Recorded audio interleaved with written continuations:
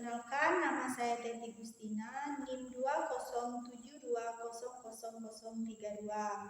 Kelas 4D, Tadris Biologi, dosen pengampu Ibu Devi Novalian, SSI, MPD. Mata kuliah Kurikulum Pendidikan.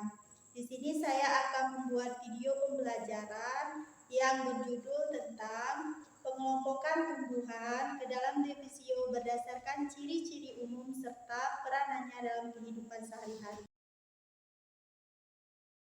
Assalamualaikum warahmatullahi wabarakatuh.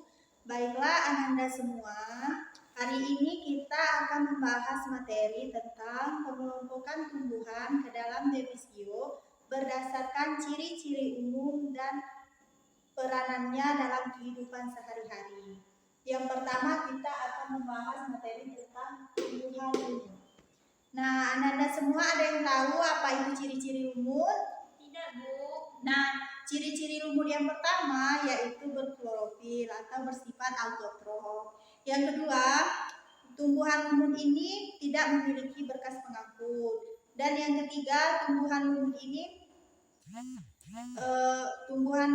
yang ketiga yaitu peralihan antara tumbuhan talopita dan konopita. Yang keempat yaitu tumbuhan lumut ini memiliki peralihan keturunan atau metagenesis. Nah, tumbuhan lumut ini memiliki 3 klasifikasi. Yang pertama itu ada lumut hati, yang kedua ada lumut daun, dan yang ketiga ada lumut tanduk. Di mana lumut hati ini berbentuk lembaran, tidak memiliki batang dan daun, ciri-ciri. Kemudian ciri-ciri lumut daun yaitu bentuknya serupa dengan tumbuhan kecil dengan bagian seperti akar atau rizoid. Yang ketiga, lumut tanduk ini memiliki ciri-ciri yaitu mirip dengan lumut hati, namun saprofitnya berbentuk kapsul memanjang. Manfaat tumbuhan lumut itu yang pertama yaitu sebagai obat hepatitis atau liver, yang kedua yaitu sebagai bahan pembalut dan bahan bakar, contohnya yaitu adalah sphagnum atau lumut gambut. Yang ketiga yaitu sebagai obat mata dan kulit, yang keempat sebagai penyediaan oksigen, dan yang terakhir yaitu sebagai penyediaan air karena tubuh bentuknya yang menyerupai spor. Selanjutnya kita beralih ke tumbuhan paku, di mana ciri-ciri tumbuhan paku yang pertama yaitu memiliki jaringan pengangkut, yang kedua yaitu telah dapat dibedakan antara akar, batang, dan daun.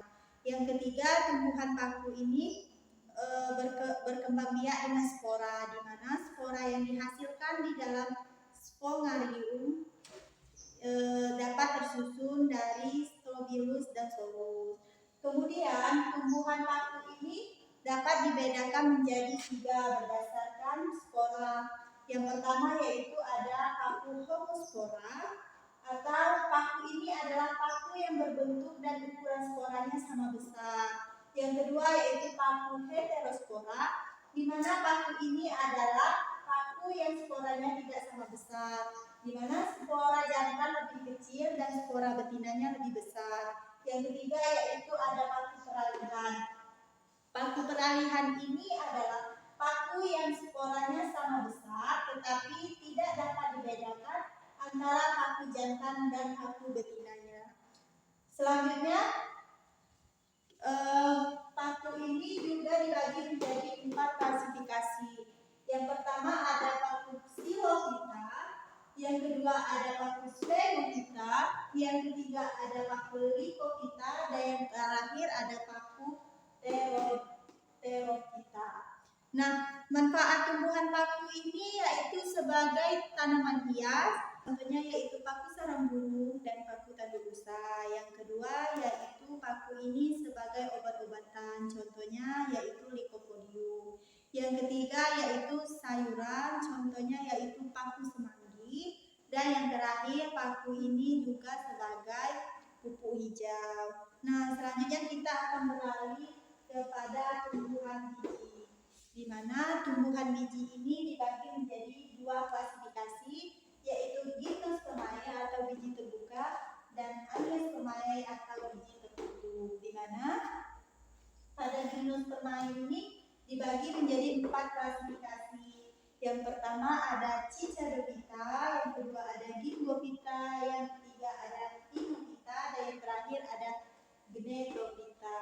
Nah, selanjutnya pada angiospermae atau biji tertutup, yaitu yang pertama ada dikotil dan monokotil, di mana tumbuhan dikotil ini merupakan tumbuhan dengan biji berkeping 2 dan monokotil ini merupakan tumbuhan biji berkeping tunggal. Nah, mungkin hanya itu yang dapat Ibu sampaikan materi tentang pengelompokan tumbuhan ke dalam Defisio berdasarkan ciri-ciri umum serta peranannya dalam kehidupan sehari-hari. Lebih kurangnya Ibu mohon maaf dan Ibu akhiri. Wassalamualaikum warahmatullahi wabarakatuh.